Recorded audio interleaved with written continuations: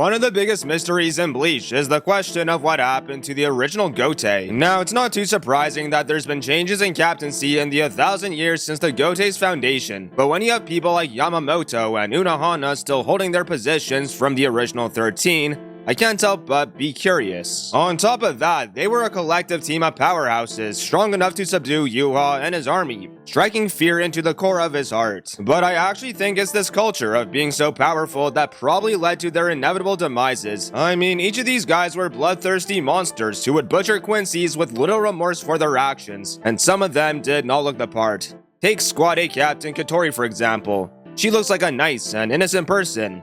Nope, brutal killer. So when you're living in the cycle of death, the obvious outcome is meeting that same fate. It's just natural. But anyways, let's break down the possibilities. Now, the clear and most boring answer is that the members either died fighting, they died of old age, or simply retired their seats, handing it off to the next generation. It's fair reasoning, and there's a lot of people out there that think their souls carried on. For example, many believe that Division 6 Captain Saito became Loli as an Arankar, which I definitely disagree with, cause then she just lost way too much aura. A slightly more interesting answer is that they're all locked up in Mugen. Now, this would make sense because the original Gotei were just criminals with extra steps and the status to let them do their thing. And since other big-name captains and Aizen have been locked up there, it does hold some water. The most depressing answer is that they simply lost the will to keep on going. That was kind of the state that Unohana was in before she met Zaraki, so this could have been a sentiment that was shared by other captains as well. But the most interesting conclusion is that they were off by their colleagues and or subordinates. So either Yama or Unohana stepped in to eliminate anyone who posed a threat to Soul Society. Or there could have been a time when claiming captaincy was similar to the 11th Division, where the title of Kenpachi is bestowed to the strongest, and it's only a recent development in the last couple hundred years where things have become more diplomatic. Now, personally, I think the truth lies somewhere in the middle. It's probably a combination of everything. But until we get definitive information and lore on the original Gotei,